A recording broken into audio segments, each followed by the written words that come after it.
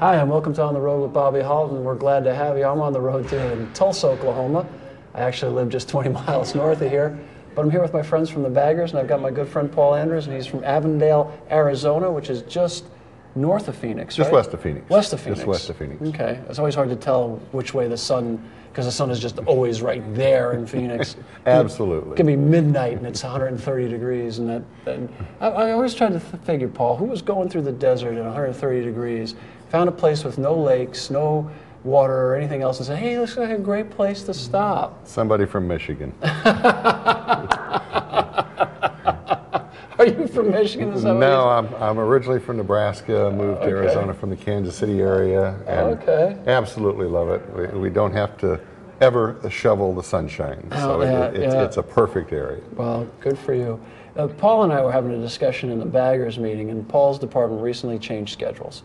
So you went to a schedule where the firefighters are working 2 24s back to back, or 48 hours, and then they're off for 4 days, or 96. Right. So the 48-96.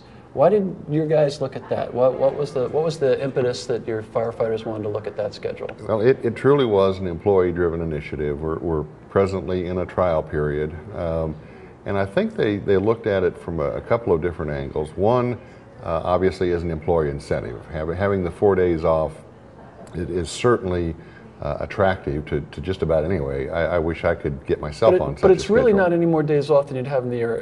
Normally, they're just assembled. They're assembled in a consecutive format, so they have more opportunity to be involved in things off shift than they might on the traditional 24/48 or one of the other predominant schedules. And then they wanted to look at the impact of the 2 days on, how that would impact productivity. Would they be able to get more done because they were there for a longer consecutive period of time, and those types of things. Many of our folks are involved in a lot of staff projects and special types of things in the organization. And the 24/48, they didn't feel that it really gave them enough consistent time to work on some of those things. So on the 48-96, you have 48 hours to work on those projects, square things away, make the calls you need to make, things like that. Exactly. You can get started on something and you know that you'll be there for 2 days. Now, has that borne out to be the case? Has that proven itself? It has so far. I mean, we've seen, at least in my opinion, an increase in productivity. I'm seeing that people are interested in being involved in special projects. I'm seeing, again, this is from the fire chief's perspective, but I'm seeing a much more relaxed station environment. They're still busy. Well, But and then you raised some interesting points. They seem happier, they seem more relaxed. Is that important to the fire chief? oh, absolutely. If you can have, I guess for lack of a better description, a contented workforce, then they are going to be focusing on the types of things that make them more productive and increases their overall ability to provide service to the community. And obviously in some cases a fire station will have a lot of downtime, and being human, we will find things to do, and some things can be more productive than others. So a group that's happy and not looking for ways to cause problems, obviously will make the fire chief happy, because we're not having to then go deal with those issues in the station. Well, the reason I wanted to talk to you, Paul, and why I think it's so important is that this is the #1 growing schedule in the United States, 48-96, which to a lot of people, they think it's almost a back to the future kind of schedule. Our grandparents and grandparents, when they were firefighters, they would come in and work for a week and sometimes 10 days at a time, and they would have opportunity to go home and eat, or they would have opportunity to go make a family visit, but they would literally come to work for weeks sometimes in some cities at a time. And now we're talking about 48-96, which I worked. In full disclosure, in Albuquerque, I worked that schedule for probably a good 15 years or more, and I absolutely loved it. So I'm very an advocate of it. I'm very pro 48-96. The argument against it is always sleep deprivation. And what have you seen in your exposure to it so far? Is sleep deprivation a real issue?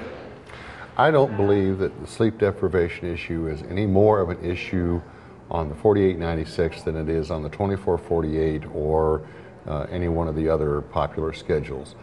From a crew management standpoint, it is absolutely imperative on the captain or the company officer to evaluate the effectiveness of his crew based on activity levels. In the 4896, I feel very comfortable that because the company officer knows exactly what occurred on day one, they are able to manage the crew fatigue issue in a very effective manner on day two. If they have had a very busy shift and they need a recovery period, that's entirely up to the captain to manage. But we know what they did on day one. We don't know on some of the other schedules what a crew member was doing the night before or the day before, and they could very effectively be coming in having nothing to do with the fire department in a sleep-deprived condition. And your men were allowed to, and women were allowed to trade shifts and such, so they've worked these hours before. Yes. I mean, and the OSHA law is 72 hours. Yes. And technically by OSHA, a firefighter can be on duty 72 hours. And we, through our shift trades, even with the 2448, it was not uncommon to have people working multiple shifts in succession. So from our perspective, this is a much easier shift to manage and evaluate the effectiveness of a crew and what we need to do to adjust. Well, and some of the advantages that I recall is how when I was on it was if you take 48 hours off, you get 10 days vacation, which is a really huge bonus, especially for a younger firefighter. And plus I thought the 4 days, to be honest with you, the most stressful time, I think, for most firefighters and for most people in general is coming to work. Mm-hmm. The anticipation of all the things you're going to try to get done, all the things you need to accomplish, versus when you have that 4 days off, you can download. Relax. You Absolutely. can download. And I really, I truly enjoyed it. I also think that there are some benefits that maybe have nothing to do with the fire department, but they have to do with the community. Travel time. How much does the 4896 reduce travel time between 24, 48? Well, obviously, you know, we're with the consecutive days on, we're eliminating that 1 day of additional travel. And I think even more importantly, with costs of housing and overall environments and school issues and all those kinds of things, the 4896 gives the individual firefighter much greater flexibility in choices of residence, if you will.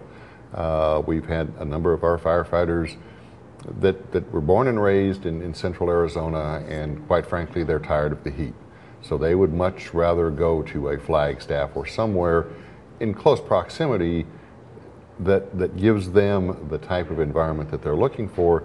But on a traditional 24/48 schedule, they just functionally could not deal with.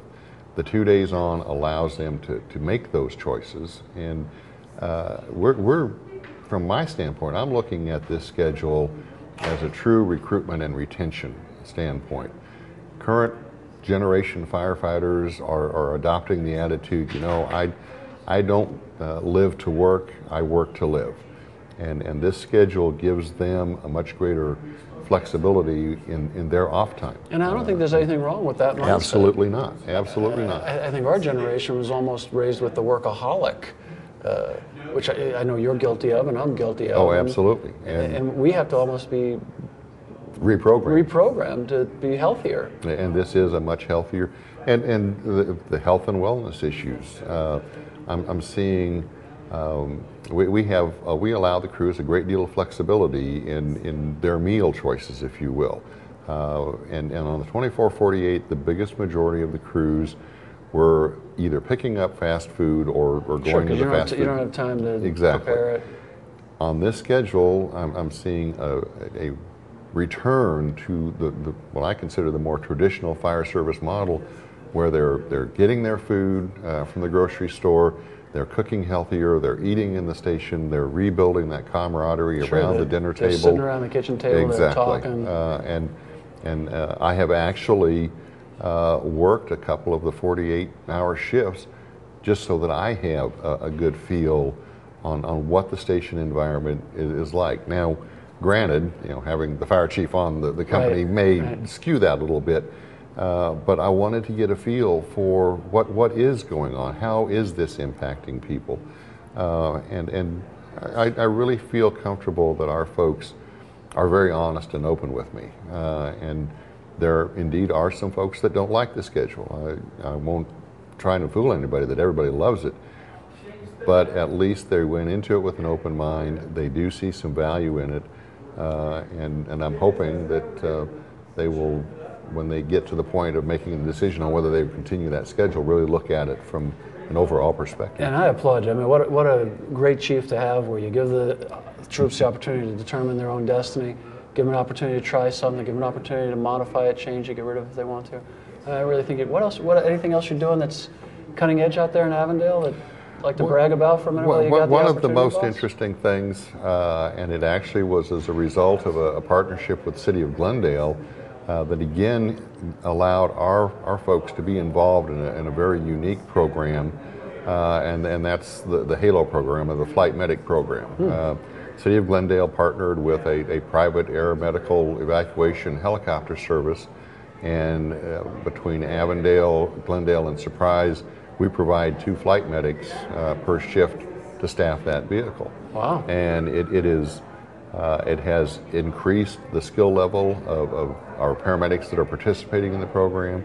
It has significantly improved the service delivery through that system, improved overall scene times, and I'm very frustrated that I am not at the level that I could participate in that, because I think it is just an absolutely tremendous resource for us. It's a tremendous program for the organization, and a tremendous regional benefit to the citizens. So we're very excited and very happy that Glendale was willing to allow us to partner with that. We're very pleased with that. Well, I think Arizona made out in the deal when you did. fled the snow there. But I want to thank you for spending some time. Thank you for the time. I greatly appreciate it. Great to have you back here again at the Baggers. Thank you very much. Always love seeing you. Enjoyed it immensely. Oh no, it's always wonderful. This is Bobby Halton. We're on the road, and be careful out there.